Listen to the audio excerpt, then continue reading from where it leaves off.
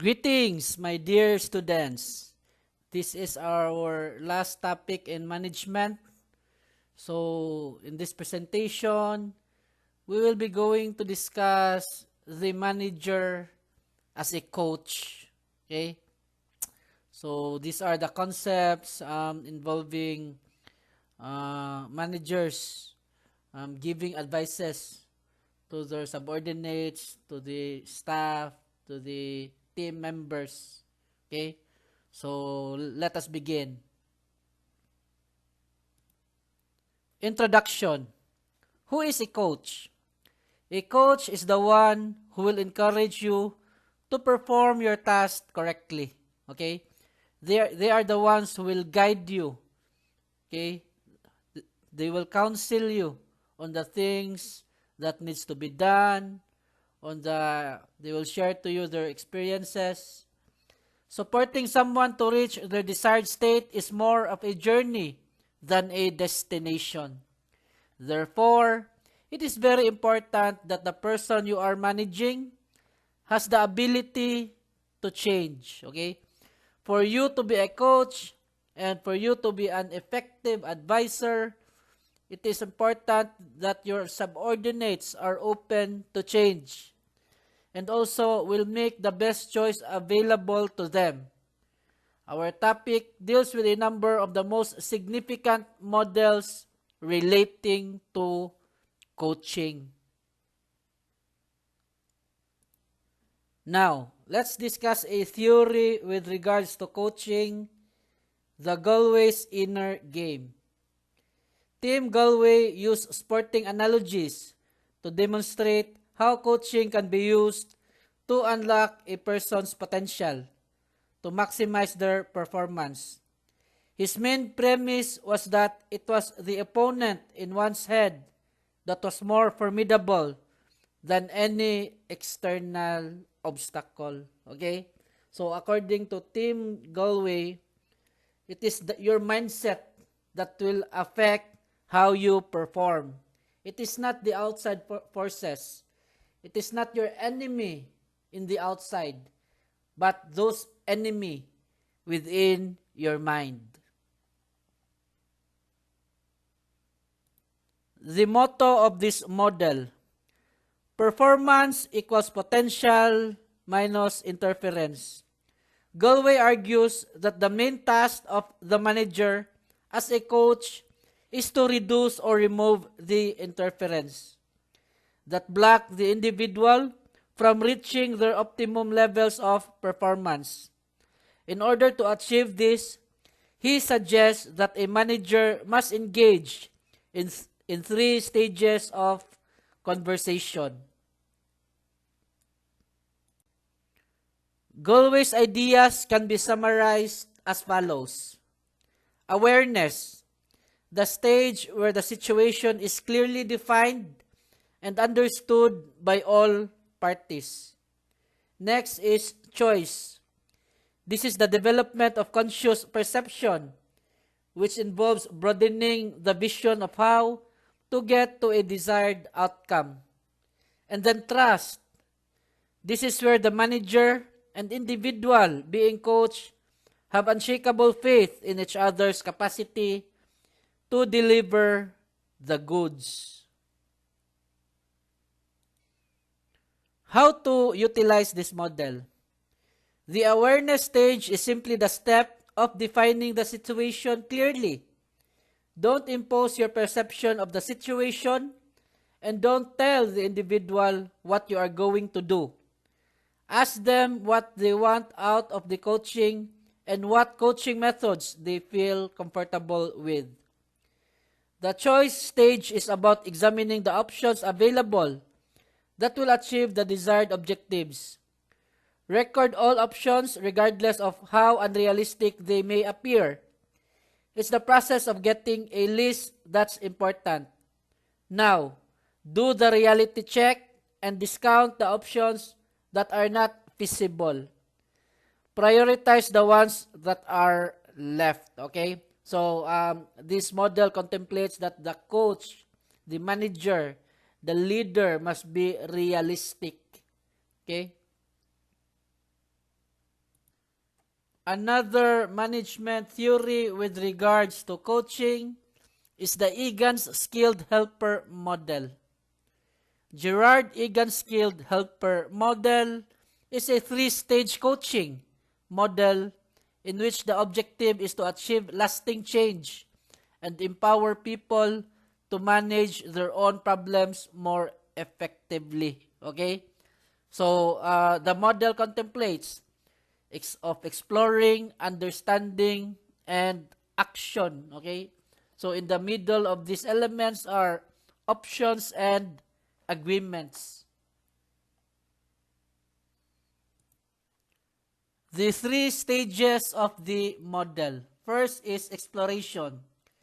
The purpose here is to build a non-threatening relationship with other person and help them to explore their current situation by identifying and clarifying problems and opportunities and assessing their ability to deal with these.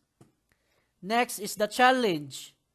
The purpose here is to help support other person in developing a more in-depth and objective understanding of their situation by encouraging them to question what their real needs and wants are and what other possibilities they could consider.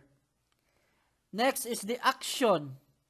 The purpose here is to help other person to turn good intentions into actual results by helping them to set specific, measurable, achievable, realistic objectives with a time scale for achieving them. What is the motto of this model? Egan argues that the skilled helper approach encourages people to become active interpreters of the world by giving meaning to actions, events, and situations.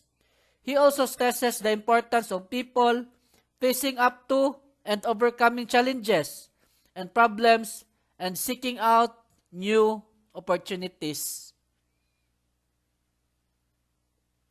How to utilize this model? Find out what is happening to the other person in their words and then to reflect it back to them without prejudice or making judgment. Next, make sure that you keep your own views to yourself and focus on the issues that are important to them. Next is summarize the key points to emerge from the discussion. Make sure that you have agreement on these. Another model in management with regards to coaching is the Gilbert and Whittleworth's Oscar model. So the Oscar coaching model was originally described by Karen Whittleworth and Andrew Gilbert in 2002. They claim that their model is designed to discover what is working well and to replicate that rather than continuing to do what is not working well. Oscar coaching model provide a structure to the coaching approach for the coach. So the elements involved with this model are the following. First is outcome. Determine the outcome and goals of the session. Next, situation. Clarify the individual's current situation and feelings. Next, choices. Generate choices and consider consequences. Next, actions. Determine the next immediate step in their chosen process. And lastly, review. Develop a plan to return back and review the process.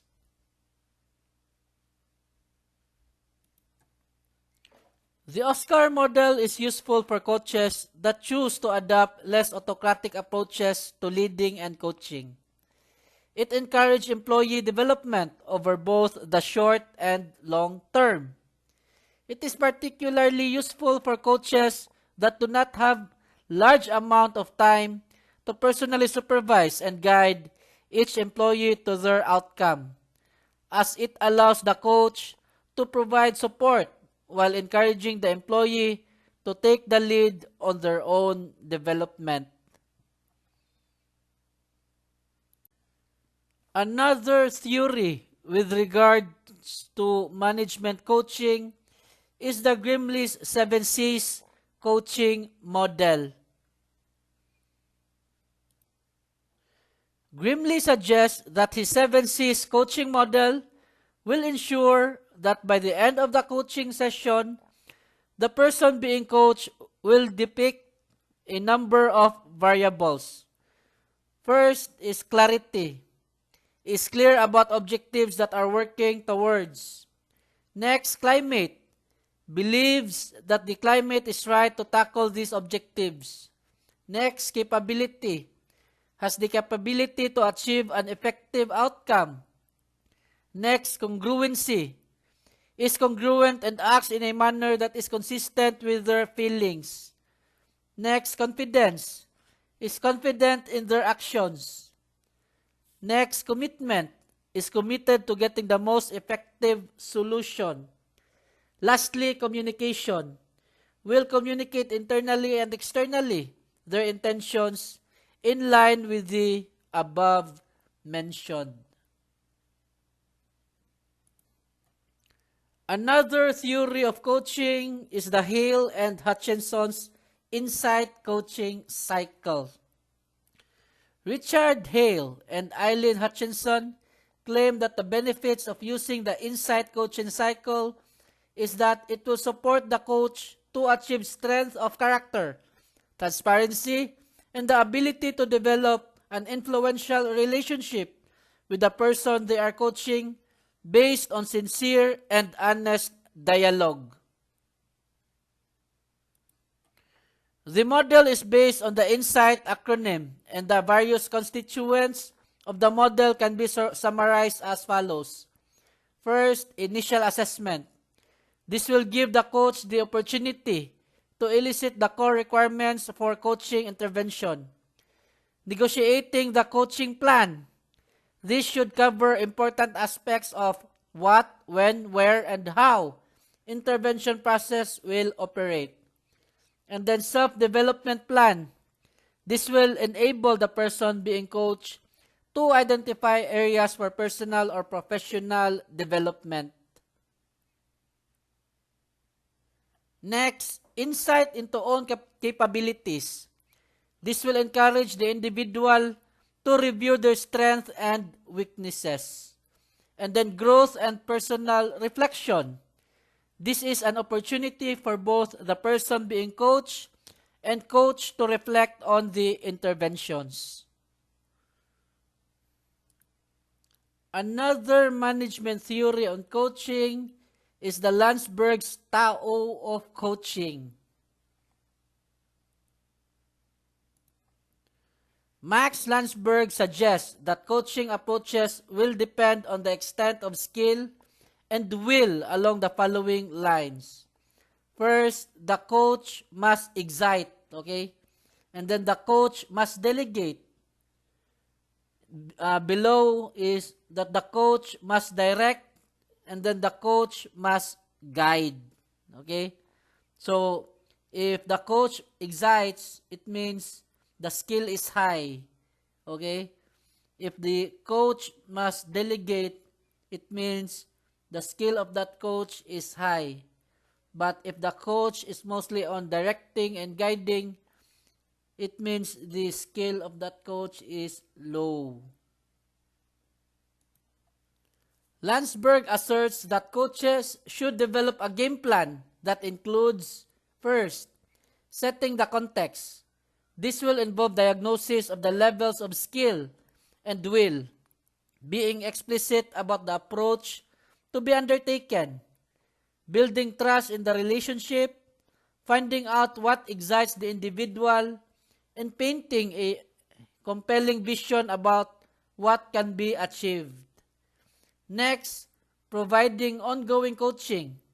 This will involve choosing the most appropriate intervention measure, which could involve substantive and structured sessions, brief discussions on performance, or very brief but frequent bouts of feedback. Next is concluding effectively.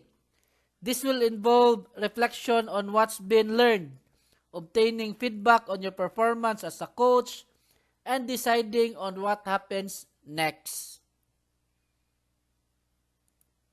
Another principle on coaching is the Rogers 6 principle of coaching. Okay? So the elements of Rogers principle are the following: empathy, positive regard, and genuineness. Okay? So the combination of these three produces vision, desire, belief, acceptance, intention, and action. Under this model, the 6 principles are: the client is resourceful. The coach's role is to help the client to develop this resourcefulness. Coaching addresses the whole person, okay? Not just the individual parts, but holistically. The client sets the agenda. The coach and the client are equals. Coaching is about change and action. Now, how to utilize this model? Make sure that the person you are coaching has sufficient information and resources to achieve their desired outcome. Never give advice. This implies that you know better than them, that they therefore are lesser people, which in turn may lead to them becoming dependent on you. There should be no hidden agendas. It's the individual's role to set the agenda for the coaching and your role to respond to this. Another model for coaching is Whitmore's GROW model. Okay? John Whitmore suggests that the GROW model is a simple but powerful way of structuring a coaching session. Okay? So, GROW model contemplates G for goal. What do you want? R for reality. Where are you now? O for options. What could you do? And W for will. What will you do? The various constituents of the model can be summarized as follows. Establish the goal. Look at the behavior that the other person wants to change and express this in terms of a goal that they want to achieve. Examine the current reality. Encourage the individual to avoid trying to solve problems before considering where they are at present. Explore the options. After exploring the reality, turn the person's attention to determining what is possible. And then establish the will. Now that the options are clear, get the individual to commit to specific actions in order to move forward towards achieving their goal. Now, that ends the management theory for coaching. Let's go now to the best of the rest, a miscellany of great ideas for managers, okay? So these are combinations of principles, doctrines, concepts in management that will assist managers to do their job, to complete their task, okay? To guide the staff, to achieve the company goals, to make a vision, to make a mission, okay? And to help them achieve the goal of the company in general. Introduction. This section contains a number of really great theories, each of which could have been squeezed into one of the other sections or principles. A selection of theories that transcend neat classification, because management transcends neat classification. Your personality and style of management, how you talk to people and take account of their needs when planning or managing change, all impact on their motivational level. First principle is the Pareto principle. This is crowned as king. The Pareto principle, which kicks off this section, is a great example of how one theory can be applied in numerous situations and help managers identify where they should concentrate their efforts. The Pareto principle is possibly the single most useful theory that a manager can know about because it can be used to reduce significantly a manager's workload and is applicable in a huge range of circumstances. The principle was devised by the Italian economist Vilfredo Pareto. He first used it to demonstrate that 80% of the wealth in Italy was owned by 20% of the population. This theory of the vital few and the trivial many does not pretend to be a precise measure of any phenomenon. How to utilize this model? 20% of your staff contribute 80% of your productivity, profit, sales, and etc. So, reward them. 20% of your debtors owe 80% of debts outstanding. Concentrate collection efforts on these people. Next is 80% of complaints originate with 20% of customers. Identify why there is a problem with these particular customers and tackle it. Usually, you will be able to resolve the problem, and although customers are usually right, some are just not worth the hassle. Another theory in management is the Thomas and Tillman's conflict resolution model. Okay? So, this theory or principle contemplates cooperativeness and assertiveness by the following, with the use of the following elements like competing, collaborating, compromising, avoiding, and accommodating. Now, what is this theory all about? First is competing. Competing is assertive and uncooperative. An individual pursues his own concerns at the other person's expense. This is a power-oriented mode in which you use whatever power seems appropriate to win your own position. Your ability to argue, your rank, or economic sanctions. Competing means standing up for your rights, defending a position which you believe is correct, or simply trying to win. Next is collaborating. Collaborating is both assertive and cooperative, the complete opposite of avoiding. Collaborating involves an attempt to work with others to find some solution that fully satisfies their concerns. It means digging into an issue to pinpoint the underlying needs and wants of the two individuals. Collaborating between two persons might take the form of exploring a disagreement to learn from each other's insights or trying to find a creative solution to an interpersonal problem. Next is accommodating. Accommodating is unassertive and cooperative, the complete opposite of competing. When accommodating, the individual neglects his own concerns to satisfy the concerns of the other person. There is an element of self-sacrifice in this mode.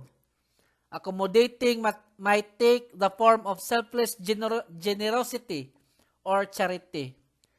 Obeying another person's order when you would prefer not to, or yielding to another points of view. Next principle is avoiding. Avoiding is unassertive and uncooperative. The person neither pursues his own concerns nor those of other individual. Thus, he does not deal with the conflict. Avoiding might take the form of diplomatically sidestepping an issue, postponing an issue until a better time, or simply withdrawing from a threatening situation. Next principle is compromising. Compromising is moderate in both assertiveness and cooperativeness.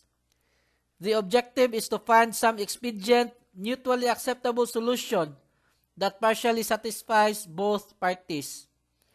It falls intermediate between competing and accommodating. Compromising gives up more than any competing but less than accommodating. Likewise, it addresses an issue more directly than avoiding, but does not explore it in as much depth as collaborating. In some situations, compromising might mean splitting the difference between two positions, exchanging concessions, or seeking a quick middle ground solution.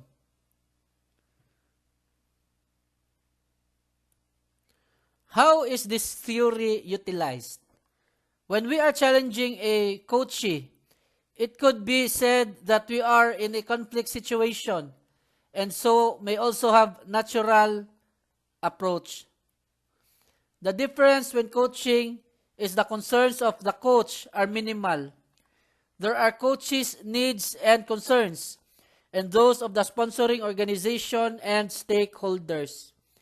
If, as a coach, we represent the interests of the sponsoring company and absent stakeholders, there is the potential to be at odds with concerns of the coachee. However, if we do not challenge our coachee, are we accommodating their concerns at the expense of the sponsor and stakeholders? The sweet spot is the collaborating zone, so the needs of the coachee, sponsor, and stakeholders are fully and equally met. This is achieved through a balance of support and challenge and an adult-to-adult conversation.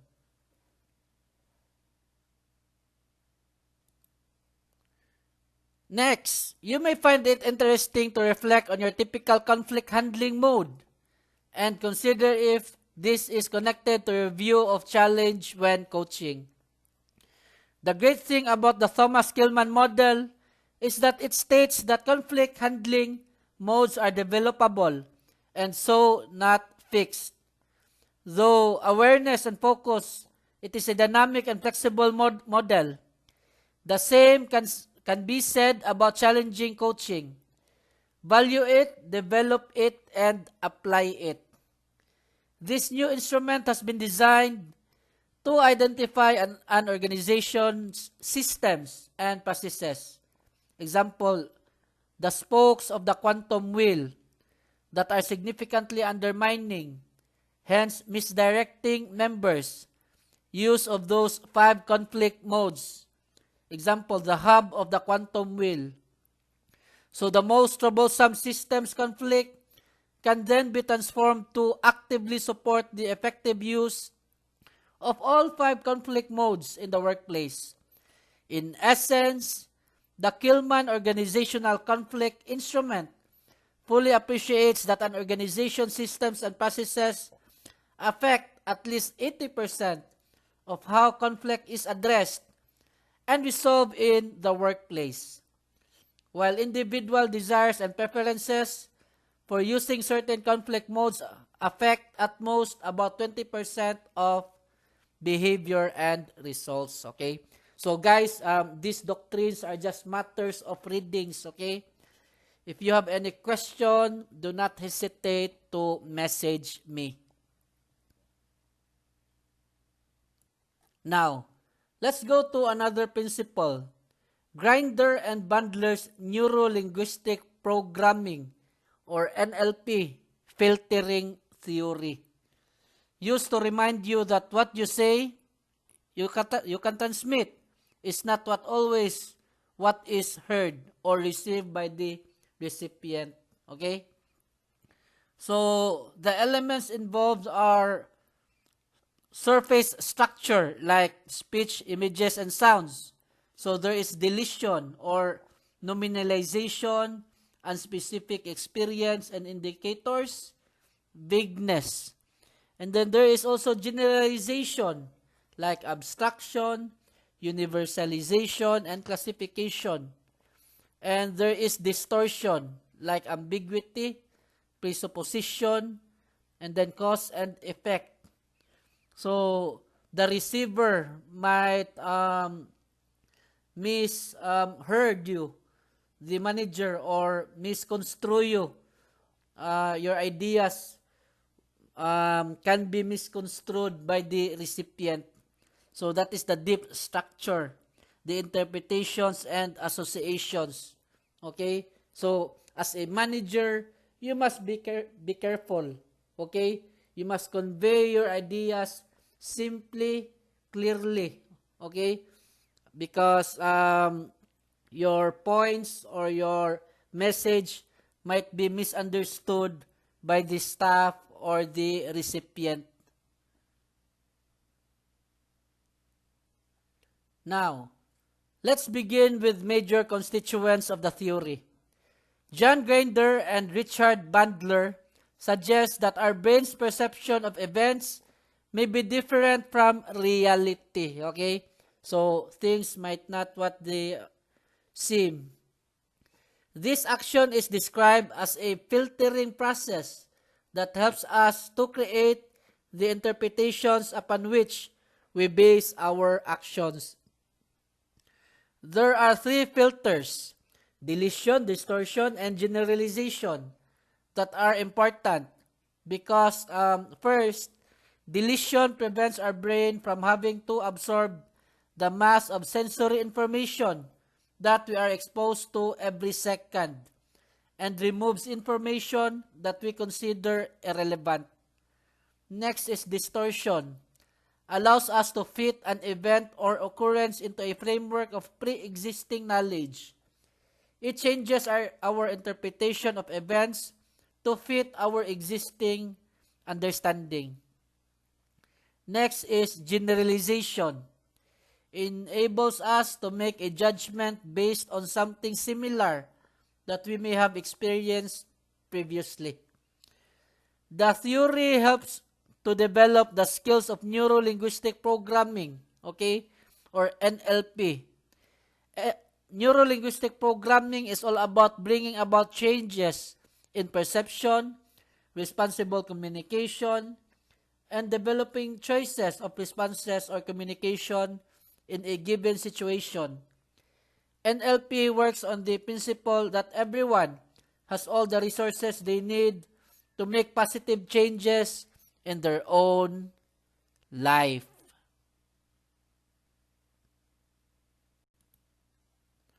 How does neuro-linguistic programming works? NLP uses perceptual, behavioral, and communication techniques to make it easier for people to change their thoughts and actions. NLP relies on language processing, but should not be confused with natural language processing, which shares the same acronym. NLP was developed by Richard Bandler and John Grinder, who believed it was possible to identify the patterns of thoughts and behaviors of successful individuals and to teach them to others. NLP tries to detect and modify unconscious biases or limitations of an individual's map of the world. NLP is not hypnotherapy. Instead, it operates through the conscious use of language to bring about changes in someone's thoughts and behavior. Another theory is the Goldman's theory of emotional intelligence. To win the hearts and minds of staff, managers also need to be emotionally intelligent. Okay? According to Goldman, there are 5 characteristics that managers need to develop if they are to be successful. Okay? First is self-awareness. Managers must recognize their own emotional states and the impact their emotions can have on others. Next is empathy. Managers need to identify with and understand other people's feelings when making decisions. Next, self-regulation. Manager must control their emotions and impulses and be able to adapt to changing circumstance. Next, social skills. Managers need to manage relationships, influence people, and encourage them to move in the direction that they have identified. And then, motivation. Managers must develop their own source of intrinsic motivation. They can't rely on external rewards to motivate them. Achievement of their goals will provide the ultimate satisfaction. Now, to bring these 5 rules in daily life, below mentioned practices are necessary. First, keep a reflective diary. Okay? Make a journal. Write down your thoughts, write down your experiences. Okay? Just like what we are doing. After every pre-recorded lecture, you make a journal of your learning experiences. Okay? Then try to look at situations from other people's perspectives. Take time to listen attentively to the other person's viewpoint and control the urge to jump in and make rushed or emotional decisions. There will be times when you feel you can't stay calm and re-examine your values in this situation. Another management theory is the Boyd's OODA loop. Okay? OODA loop enhances the decision-making skill. Okay? Theory 95. The OODA loop or the OODA loop has become an important concept in litigation, business, law enforcement, and military strategy. According to Boyd, decision-making occurs in a recurring cycle of observe, orient, decide, and act. Boyd developed the concept to explain how to direct one's energies to defeat an adversary and survive. Who is John Boyd?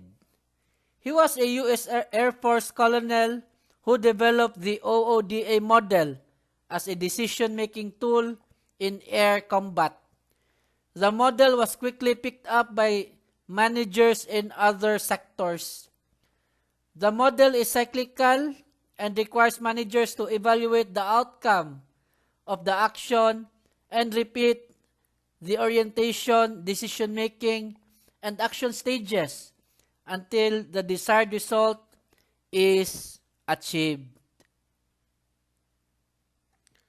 Under this model, the following elements are present. First, observation. Collect up-to-date data from as many sources as possible, but remember that all decisions are based on incomplete information. Next is orientation. Determine what the data means. Use a combination of analytical and intuitive responses to update your understanding of what's happening. Next is decision. Determine what course of action you need to take to get the best result. And then lastly, action. Follow through on your decision. Another principle in management is Luft and Ingram's Johari windows, okay? Used to appreciate how important self-discovery and shared discovery can be in increasing understanding and trust. The model is a 2x2 grid which represents the things that a person knows about themselves on one axis and things that others know about them on the other axis. By plotting the levels of self-knowledge and knowledge held by others, the person can develop a greater understanding of their personality and how they are perceived by others. Luft and Ingram designed a characteristics test that enables an individual to gauge the degree of things they know about themselves and to correlate this with the things their peers know about them. So the diagram of this model is the following. Things others know about me, and then things others don't know about me, and then things I know about myself, and things I don't know about myself. So these are the elements. So the elements are, it is open if things others know about me and things I know about myself. So it's open in the arena. Next, it is hidden or the facade. If things others don't know about me, but things I know about myself. And then blind spot or scotoma. If things others know about me and things I don't know about myself. And then lastly is unknown or unexplored territory. If the elements involved are things I don't know about myself and things others don't know about me. Okay? So you just examine this diagram, guys.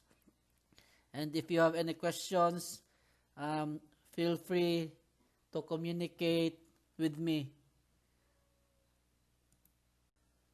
Let's go to another management theory, the SMART goals. What is SMART?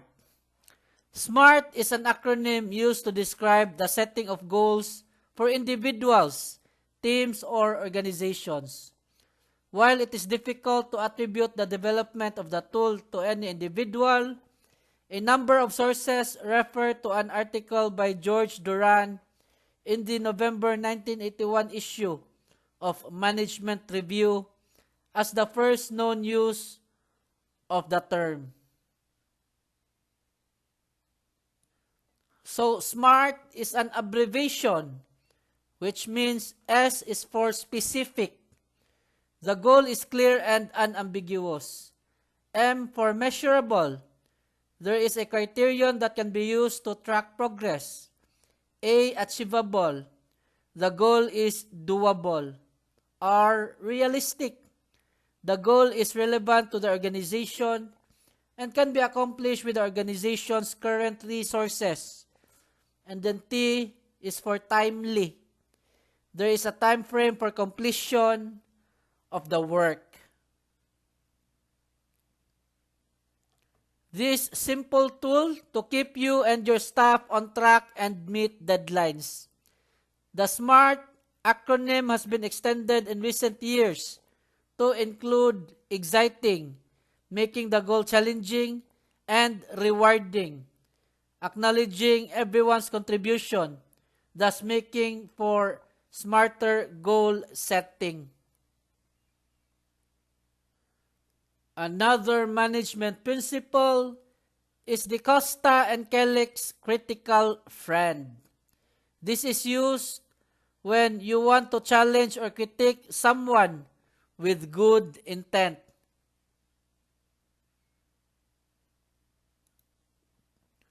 Arthur Costa and Benna Kelleck describe a critical friend as a trusted person who asks provocative questions, provides a different perspective on an issue facing someone, and critiques their actions with good intent. The elements in this process can be summarized as follows. Engagement. The individual outlines the problem and asks their critical friend for feedback. Next, questioning. The critical friend asks questions in order to understand the root causes of the problem and to clarify the context in which the problem is occurring. Next is desired outcomes. The individual sets the desired outcomes for the interaction, thus ensuring they are in control. Next, feedback. The critical friend provides feedback on what seems to be significant about the problem. Another, reflection.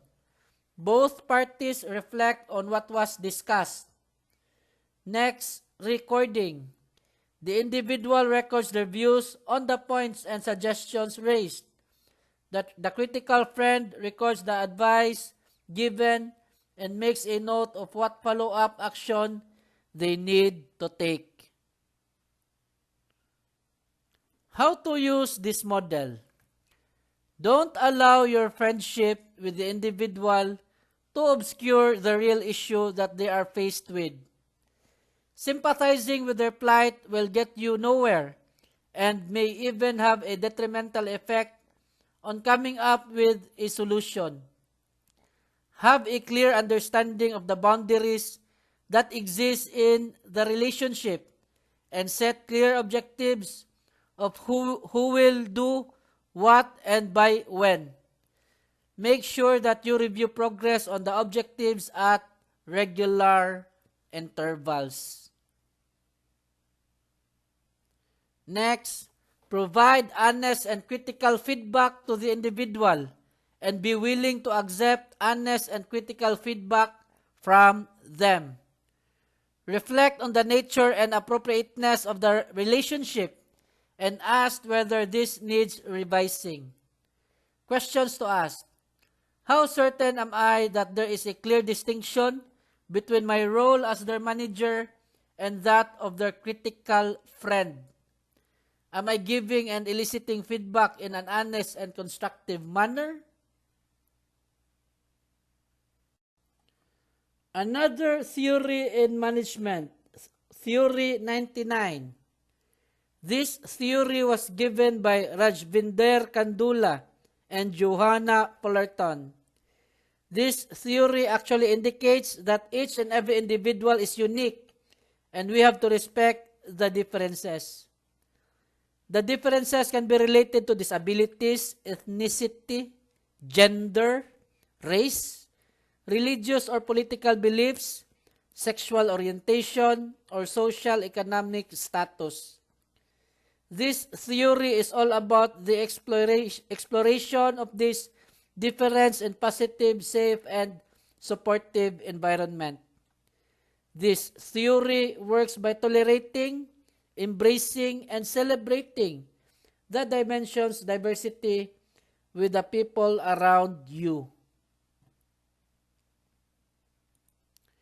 Candola and Fullerton link this situation to a mosaic in which the organization is made up of number of pieces of glass, each with their own unique and individuality and identity. The example of mosaic was taken because in it, each individual piece is acknowledged, accepted, and has a place in the whole structure. Here, they give a mission statement. Management commitment to developing and so on and so forth. Then organizational vision of workforce of the future and so on and so forth. Then sharing the ownership of vision with or key stakeholders, and it entails also with etc. and so on and so forth. So these are the mission statement, okay, that can be used in an organization. Another mission statement, assessing and responding to the needs of everyone through so on and so forth. Individual focusing and effective, etc. Communication.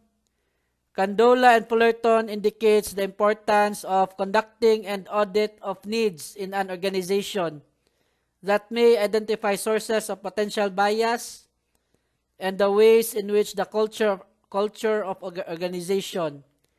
Its structure and processes can overtly discriminate against individuals. They also argue on making new powerful stereotypes that can replace the old ones. Okay? So these concepts, these doctrines are just matters of reading. If you have any clarification, just message me anytime.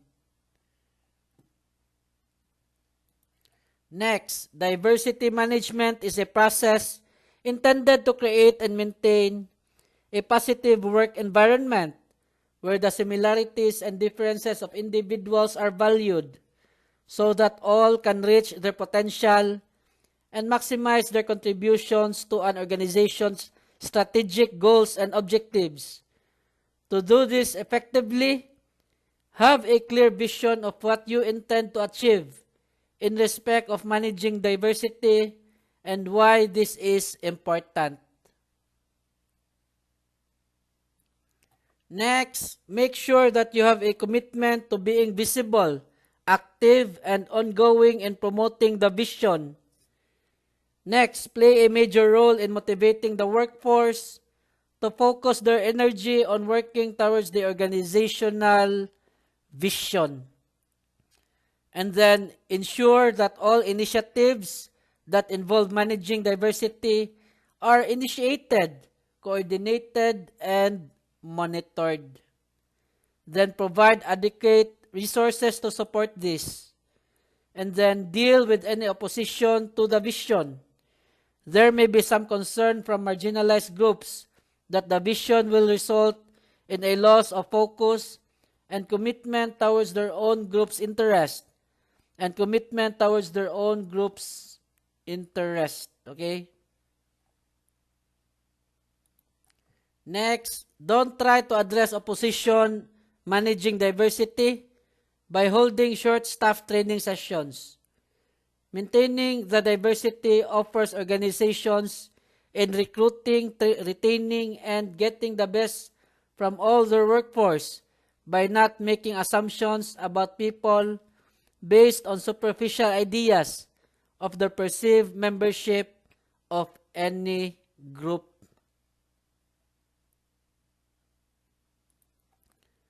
Another principle in management is the Cumra and Manfredi on managing equality and diversity. So the focus in managing work-life balance has shifted from work-family issues to a more inclusive idea of work-life balance to help all workers to combine paid work with personal life.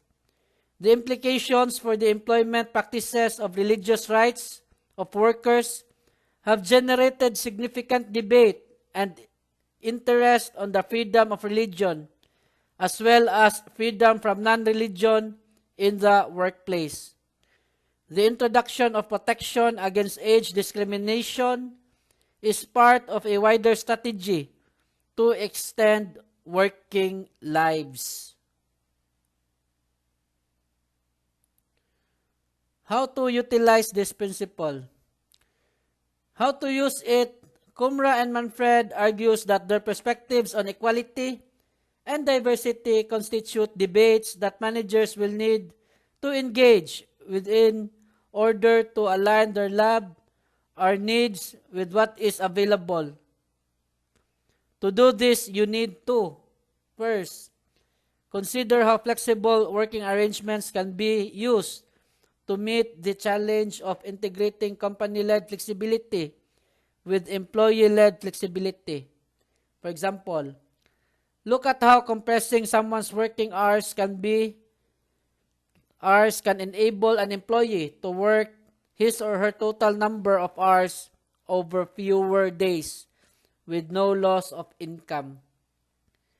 Make sure that you respond to the challenge of balancing the need to allow religious practice in the workplace with the individual rights for freedom from the religious interests of the other staff and service users. Aim to create a workplace where chronological age becomes irrelevant and the focus is placed entirely on workers' competencies and abilities. Okay? Guys, these are just matters of reading, okay? Um, the ebook is with you. Read the ebook for deeper understanding. If you have questions, clarifications, violent reactions, okay? Do not hesitate to message me. Another management principle is the Peter and Hull's Peter principle. This is used to deal with people who are being considered for promotion. Lawrence Peter and Raymond Hull proposed the principle that people are promoted to their highest level of competence, after which further promotion raises them to a level just beyond this, and they become incompetent. This can be depicted as follows: unconscious incompetence, conscious incompetence, and then conscious competence, and then unconscious competence. Okay? So this is a process.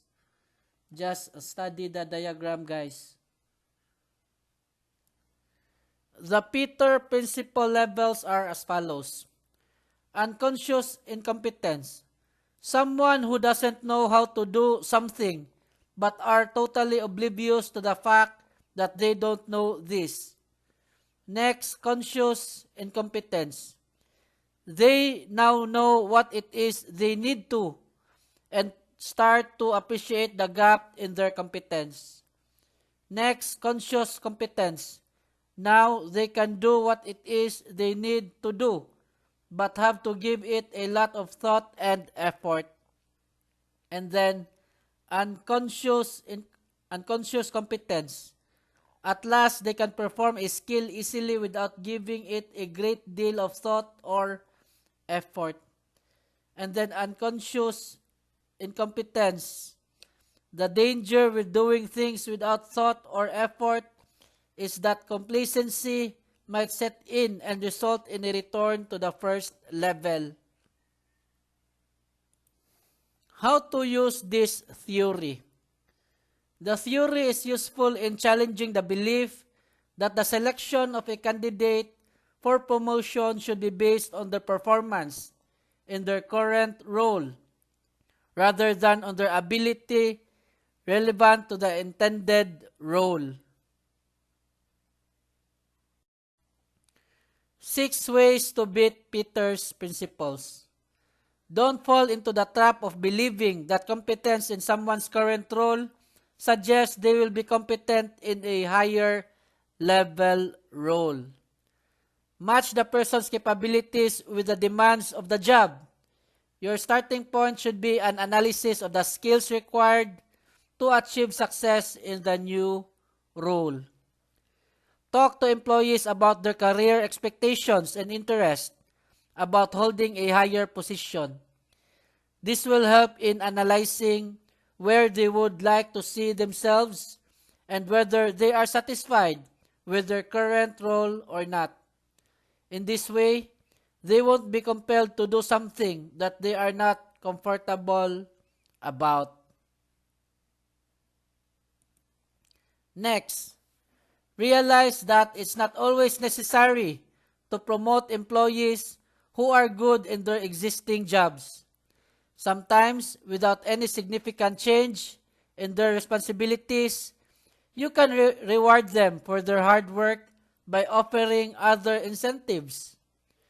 Don't be afraid of demoting or sacking people who have reached their level of incompetence. This may sound harsh, but it can be a win-win situation because the individual who is at their level of incompetence may welcome an opportunity to return to what they did well, provided there is a face-saving way to do it. If you have promoted an individual and discover that they are not competent at that level, additional training, mentoring, or shadowing someone who is competent may give them the tools they need to succeed. So, before we end, Let me read to you a quote from Peter F. Drucker, okay? One of our authors and theorists in leadership and management. He said, and I quote, "Management is doing things right. Leadership is doing the right things." So with that, that ends our topic, our discussion with regards to leadership and management. I hope you learned something that you can apply in your practice later on when you become medical doctors, okay? The topics in the subject, okay, the different principles, the different concepts and doctrines are not just applicable in your practice in medicine, but also it is applicable in your personal life, okay? You can practice it um, as a person. You can apply all those principles in your life. So thank you. I hope you learned something. And if you have any questions, do not hesitate to contact me, okay? I will answer all your questions, all your clarifications. So just message me anytime. So thank you and God bless us all.